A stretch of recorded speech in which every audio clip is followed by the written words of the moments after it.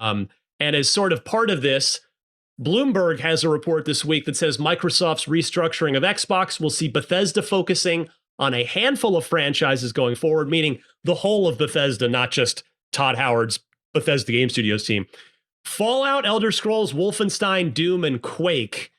Khalif, id Software just lost over half of its team, which I have a personal, emotional, horrific reaction to, because that studio is responsible for some of my favorite games and my best gaming memories ever with the original Doom games, and their recent ones have been so good. But sort of setting that aside, Fallout, Elder Scrolls, Wolfenstein, Doom, and Quake, we're probably never seeing an original idea outside of those ever again. Nope.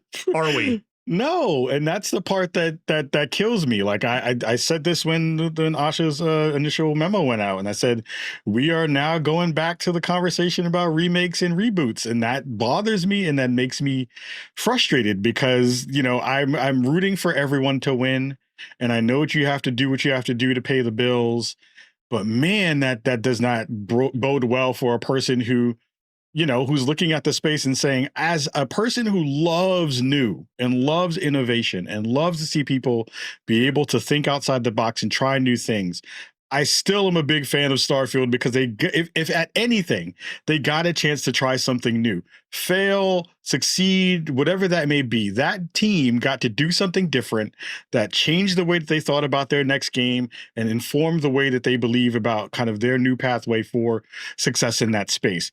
And now we're going to tell everybody in that mix, you got to go back to being the factory and make me a Fallout game as fast as you possibly can. The thing that is going to be the crux of all of that really quickly is the biggest part of this conversation I think we're all missing is that all of us and a vast majority of the gaming base now is older. We grew up with these franchises. We love these franchises. We hold these things very close. There's a freaking Doom helmet behind me. The people who are in the mix, who are making a lot of the decisions in terms of the culture, are not us. It is a Gen Z revolution in this space, and they are playing games in a different way with different needs and different wants. Yep. And a lot of them don't care about any of these franchises.